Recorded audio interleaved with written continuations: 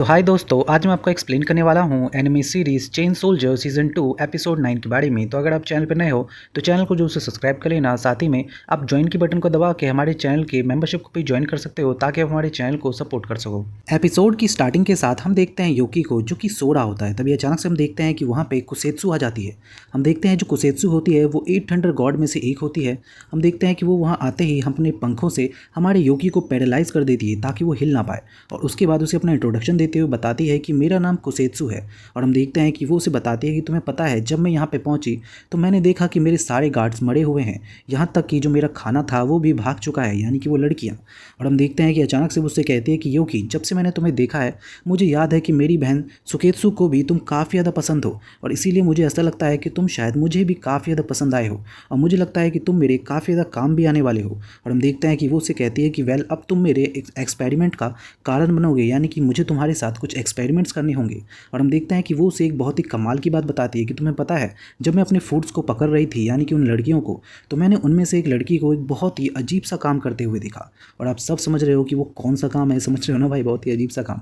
और फाइनली हम देखते हैं कि वो उससे कहते हैं कि वेल, मैं चाहती हूँ कि मैं एक गॉड होके तुम्हारे साथ वो करूँ, यानी कि एक बहुत ही कमाल का एक्सपेरिमेंट। हम देखते हैं कि लिटरली जो हमारा योकी होता है वो उसकी बातें सुन के बिल्कुल ही हिल जाता है भाई, उसे समझ में नहीं आ रहा होता है कि आखिर ये क्या चल रहा है। बट हम देखते हैं कि तभी अचानक से जो सुकेत्सु होती है, यानी कि सॉरी जो कुसेत्सु होती है, वो अचानक से उसे किस करने लगती है। और हम देखते हैं कि लिटरली इस सारी चीज़ों को देख के हमारे योकी को कुछ समझ में नहीं आ रहा होता है कि आखिर ये चल क्या रहा है। बट फाइनली हम देखते हैं कि जो वो गॉड होती है वो कहते हैं कि वेल, अब मैं चाहती हूँ कि तुम मेरे साथ वो इंटरकोर्स करो जो कि उस लड़की ने किया था। और हम देखते हैं कि फाइनली वो उसे कहती है कि अब तुम्हें वो प्लेजर फील होगा जो कि मैंने उसको फील करते हुए देखा था। मैं हमेशा से चाहती थी कि मैं ये एक्सपेरिमेंट किसी ना किसी के साथ करूँ, और तुम मुझे काफ़ी ज़्यादा पसंद आए हो, क्योंकि मेरी बड़ी बहन को भी तुम काफ़ी ज़्यादा पसंद हो, और मुझे लगता है कि मैं तुम्हें यहाँ से अपने साथ ले जाऊँगी उसके पास। और हम देखते हैं कि फाइनली वो इंटरकोर्स करना स्टार्ट कर देती है। बहुत ही इंसीन सा सीन होता है लिटरली। हम देखते हैं कि वो उसे बिल्कुल भी सांस भी नहीं लेने देती हो लिटरली। दूसरी ओर हम देखते हैं जो हमारी हिमारी होती है वो नीसान को पढ़ा रही होती है, उसे उसके होमवर्क में मदद कर रही होती है। तभी हम देखते हैं जो सुसु होती है वो अचानक से हिमारी से कहती है कि हिमारी, तुम्हें नहीं लगता है कि जहाँ पे हमारी कैप्टन गई है योकी के साथ वो काफ़ी ज़्यादा अच्छा सा शहर है, तुम्हें पता है वहाँ पे काफ़ी ज़्यादा रोमांटिक सा मोमेंट रहता है। और हम देखते हैं कि हिमारी उससे कहती है कि बट वो वहाँ पे काम के लिए गए हैं, तुम्हें पता है ना। बट हम देखते हैं कि सुसु जो होती है वो अचानक से इमेजिनेशन करना स्टार्ट करती है कि कि अगर वो योकी के साथ वहाँ पे जाती तो किस तरीके का मूवमेंट बनता। और फाइनली हम देखते हैं कि वो याद करती है कि जो योकी होता और वो होते, वो दोनों एक बहुत ही टॉप बिल्डिंग पे खड़े होते, और योकी उसकी कह सकते हैं तारीफ़ कर रहा होता, और उसके बाद उन दोनों के बीच में कुछ लबी डबी सीन्स होते। और लिटरली हम देखते हैं कि वो सारी चीज़ें याद करते हुए शर्माने लगती है। बट हम देखते हैं कि उसको इस तरीके से देखते हुए जो हिमारी और नीसान होते हैं वो सोच रहे होते हैं कि आखिर ये किस लिए इतना मुस्कुरा रही है।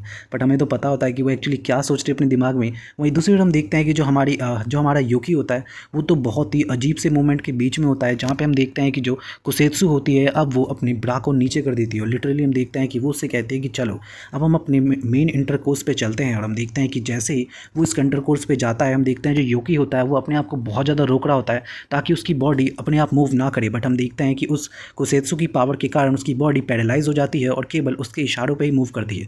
बट हम देखते हैं कि वो बहुत मुश्किल से मिस मीरा को आवाज़ देता है। हम देखते हैं कि जैसे ही वो मिस मीरा को आवाज़ देता है, हम अचानक से देखते हैं जो मीरा होती है वो अचानक से वहाँ पे आ जाती है और कहती है कि बेवकूफ़ लड़की, तुम आखिर यहाँ पे क्या कर रही हो।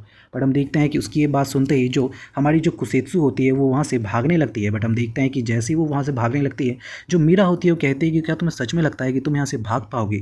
और फाइनली हम देखते हैं कि वो एक खतरनाक किक मारती है उसको, और हम देखते हैं कि लिटरली वो किक जाके उसको लग जाता भाई। और कुसेत्सु को बहुत ज़्यादा गुस्सा आ जाता है, क्योंकि हम देखते हैं कि इस किक के साथ ही उसकी हालत काफ़ी ज़्यादा बुरी हो जाती है। बट हम देखते हैं कि अचानक से उसको इतना ज़्यादा गुस्सा आ जाता है कि वो एक खतरनाक सा मुक्का मारती है हमारे मीरा को, और हम देखते हैं कि जो मीरा होती है वो दूर जाके गिरती है। बट हम देखते हैं कि मीरा उससे कहती है कि ये बहुत ही कमाल की जगह है, यहाँ पे हम अच्छे से लड़ सकते हैं। और फाइनली हम देखते हैं कि अचानक से जो हमारी जो कुसेत्सु होती है वो कहते हैं कि तुमने जो मेरे ऊपर हमला किया उसके लिए तुम्हें मैं एक पनिशमेंट दूंगी। और हम देखते हैं कि वो एक खतरनाक किक लेके आती है मीरा को मारने के लिए। बट हम देखते हैं कि मीरा उसके किक का जवाब देती है अपने मुक्के से, जिससे हम देखते हैं कि काफ़ी दूर तक बहुत बड़ा इम्पैक्ट पड़ता है। उन दोनों की पावर बहुत ज़्यादा ताकतवर होती है। वहीं दूसरी ओर हम देखते हैं कि जो हमारी कुछ जो मीरा होती है वो अचानक से अपने क्लोन्स बनाना स्टार्ट कर देती है, और हम देखते हैं कि उस काफ़ी सारे क्लोन्स को तैयार कर लेती है। वहीं दूसरी ओर हम देखते हैं कि जो हमारी कुसेत्सु होती है वो उसकी एबिलिटी को देख के कहती है कि वाह, कमाल की एबिलिटी है। और लिटरली हम देखते हैं कि फाइनली जो हमारी कुसेत्सु होती है वो अपने पंखों से उसके सारे क्लोन्स को ख़त्म करना स्टार्ट कर देती है। और हम देखते हैं कि लिटरली उसके पंखों में इतनी ज़्यादा ताकत होती है कि उसके सारे सारे के सारे क्लोन्स खत्म होना स्टार्ट हो जाते हैं। बट हम देखते हैं कि तभी अचानक से मीरा एक मुट्ठी बना के एकदम से एक बहुत ही खतरनाक सा मुक्का हमारे कुसेत्सु को मारती है। बट हम देखते हैं कि कुसेत्सु उससे बचने के लिए अपनी बॉडी को लिक्विड में बदल देती है, बट फ़ायदा कोई नहीं होता। बट फिर भी उसको एक बहुत खतरनाक मुक्का लगता है जिससे वो बच नहीं पाती है। बट तभी हम देखते हैं कि जो हमारी कुसेत्सु होती है वो कहते हैं कि वेल, इस मौक़ों के लिए मेरे पास ये कार्ड्स हैं। और हम देखते हैं कि अचानक से वो बहुत सारे कार्ड्स निकालती है और कहती है कि वेल, मुझे कहा गया था कि मैं जब भी बैटल के अंदर जाऊँ तो मुझे वहाँ से लड़ना नहीं है बल्कि वहाँ से भाग जाना है। और हम देखते हैं कि उन कार्ड्स के अंदर बहुत सारे सोकीज़ होते हैं जो कि उसके अंदर कैद होते हैं और अचानक से वो उन्हें रिलीज़ कर देती है। जैसे ही वो उन्हें रिलीज़ करती है अचानक से बहुत सारे सोकीज़ शहर के अंदर अचानक से हमला करना स्टार्ट कर देते हैं और हम देखते हैं कि लोगों की जान जानी स्टार्ट हो जाती है। और हम देखते हैं कि सभी तरफ पुलिस वाले लोगों को बचाने की कोशिश करते हैं। तभी हम देखते हैं कि जो कुसेत्सु होती है वो मीरा से कहती है कि अब चलो देखते हैं कि तुम कितने लोगों की जान बचा पाती हो मीरा। और हम देखते हैं जो मीरा होती है वो अचानक से कहती है कि वेल, मैं तुम्हें दिखाती हूँ कि मैं कितने लोगों की जान बचा सकती हूँ। वहीं दूसरी तरफ हम देखते हैं कि जो कुसेत्सु होती है वो याद करने लगती है कि जो शिकोकू है यानी कि उसकी बड़ी बहन, उसने उससे कहा था कि वो उसको काफ़ी सारे कार्ड्स दे रही है, उसके पर्सनल कार्ड्स जिसमें काफ़ी सारे सोकीस हैं जो कि उसकी मदद करेंगे इस समय में। और हम देखते हैं कि अचानक से जो मीरा होती है वो अपने बहुत सारे क्लोन्स बनाती है, लिटरली बहुत सारे, जितने सोकीस होते हैं उससे भी ज़्यादा। और फाइनली हम देखते हैं कि वो सोकीस को ख़त्म करना स्टार्ट कर देती है। सबसे पहले वो एक जगह पे जाती है जहाँ पे एक सोकी एक लड़की और साथ ही में उसकी मॉम पे अटैक कर रही होती है। बट तभी वो अचानक से उसको ख़त्म कर देती है अपनी केवल एक ही मुक्के से। उसकी पावर लिटरली बहुत ज़्यादा खतरनाक होती है। वहीं दूसरी तरफ हम देखते हैं कि अचानक से जो हमारी क्योका होती है वो दूसरी ओर से अचानक से आती है और उस बड़े वाले सोकी को अचानक से ख़त्म कर देती है। और फाइनली हम देखते हैं कि जो हमारी जो मीरा होती है वो क्योका को कहती है कि क्योका, जल्दी से इसे ख़त्म करो और जल्दी से उस जगह पे आओ जहाँ पे मैं लड़ रही हूँ कुसेत्सु से। तो फाइनली हम देखते हैं कि वो लड़ना स्टार्ट कर देती है। वहीं दूसरी तरफ हम देखते हैं जो मीरा होती है वो बताना स्टार्ट करती है कि वो हमेशा से चाहती थी कि वो अपनी बॉडी को काफ़ी अच्छे से इस्तेमाल कर सके, इसीलिए हमेशा से वो अपनी टीम के साथ रहती थी ताकि वो अपनी टीम का भी ख्याल रख सके और किसी भी मौके पे हारे ना। और इसी वजह से उसको ये एबिलिटी मिली है जिसकी वजह से वो अपनी बॉडी के काफ़ी सारे क्लोन्स बना सकती है, बिल्कुल उसकी टीम की तरह। और फाइनली हम देखते हैं कि जो कुसेत्सु होती है वो कहती है कि वेल, अब मुझे लगता है कि मुझे यहाँ से चलना चाहिए, तो क्योंकि मैं तुम्हें जो डिवाइन पनिशमेंट है वो बाद में दूंगी। बट हम देखते हैं कि उसकी ये बात सुन के जो मीरा होती है उससे कहती है कि क्या तुम्हें सच में लगता है कि तुम यहाँ से जा पाओगी। फाइनली हम देखते हैं कि वो उसे उत्साहने की कोशिश करती है और उससे कहती है कि अरे वाह, तुम एक भाग रही हो जबकि तुम एक गॉड हो, ये तो बहुत ही बेकार है, तुम तो बिल्कुल भी ब्यूटीफुल नहीं हो। और हम देखते हैं कि उसकी ये बात सुनते ही जो हमारी कुसेत्सु होती है वो बहुत ज़्यादा गुस्सा आ जाती है, क्योंकि अगर कोई उसको बदसूरत कह देता है तो उसे बहुत ज़्यादा गुस्सा आता है। और लिटरली हम देखते हैं कि वो उससे कहते हैं कि अब मैं तुम्हें अभी यहीं ख़त्म करूँगी। और फाइनली हम देखते हैं कि जैसे ही वो हमला करना स्टार्ट कर देती है तभी हम देखते हैं मीरा को, जो कि अचानक से बहुत तेज़ी से जाती है और अपने पैरों से खतरनाक हमला करती है उस कुसेत्सु के ऊपर, जिससे कुसेत्सु दूर जाके गिरती है। और हम देखते हैं कि उसे याद आता है कि उसकी बहन ने उसे बताया था कि जो ह्यूमंस होते हैं वो अपने इमोशंस के कारण अपनी पूरी एबिलिटी को इस्तेमाल करने के बावजूद भी अपने इमोशंस के कारण वो बहुत ज़्यादा ताकतवर हो जाते हैं। और हम देखते हैं कि जो कुसेत्सु होती है वो कहते हैं कि कोई बात नहीं, मैं फिर भी इसे हरा के रहूँगी। और जैसे ही वो अचानक से मीरा के ऊपर अटैक करती है, हम देखते हैं जो मीरा होती है वो उसे ज़मीन पर पटकने की कोशिश करती है। बट हम देखते हैं कुछ जो कुसेत्सु होती है वो अपने एक हाथ से उसे रोक देती है और हम देखते हैं कि वो अपनी पूरी पावर को जागृत कर देती है, जिससे हम देखते हैं कि जो उसके सर के ऊपर जो कहते हैं सींग होते हैं वो सींग बड़े बड़े हो जाते हैं। और साथ ही में हम ये भी देखते हैं कि उसकी जो पावर होती है वो काफ़ी ज़्यादा बढ़ जाती है। और हम देखते हैं जो दूसरी ओर यूकी होता है वो फाइनली अपने होटल से बाहर निकलता है। जो उसकी बॉडी होती है वो पैरालाइज जो थी वो पहले ठीक हो जाती है और हम देखते हैं कि वो क्योका की तरफ जाने लगता है। रास्ते में हम देखते हैं कि क्योका उसे मिल जाती है और फाइनली हम देखते हैं कि वो दोनों मीरा की तरफ जाने लगते हैं उसे बचाने के लिए। वहीं दूसरी ओर हम देखते हैं जो मीरा होती है वो अपने क्लोन्स के साथ उस कुसेत्सु पे अटैक करती है। बट हम देखते हैं कि वो कुसेत्सु बहुत ज़्यादा ताकतवर होती है, वो उसके दोनों क्लोन्स को बहुत ईजिली ख़त्म कर देती है। तभी हम देखते हैं कि जो लास्ट में जो हमारी मीरा होती है वो उसके ऊपर काफ़ी सारे लगातार कई सारे पंच मारती है उस कुसेत्सु को।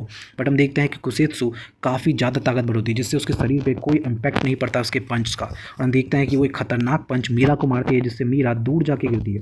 बट हम देखते हैं कि अचानक से वो जो मीरा का जो जिस मीरा पे वो अटैक करती है वो एक्चुअली एक क्लोन होता है। और हम देखते हैं कि पीछे से अचानक से फिर से मीरा अटैक करती है। बट हम देखते हैं कि अब की बार में वो एक खतरनाक अटैक करती है उस कुसेत्सु पे, और वो अटैक इतना ताकतवर होता है कि इससे कुसेत्सु की जो हार्ट होती है वो अचानक से हिल जाता है, यानी कि कह सकते हैं उसकी जो पावर है वो काफ़ी ज़्यादा कम हो जाती है। बट हम देखते हैं कि जो हमारी मीरा है उसकी पावर काफ़ी कम हो जाती है, क्योंकि उसने काफ़ी सारे क्लोन्स का इस्तेमाल कर लिया है ऑलरेडी उन सुकीज़ को ख़त्म करने में। और हम देखते हैं कि अचानक से जो हमारी कुसेत्सु होती है वो कहती है कि अब कोई फ़ायदा नहीं, तुम मुझसे नहीं जीत पाओगी।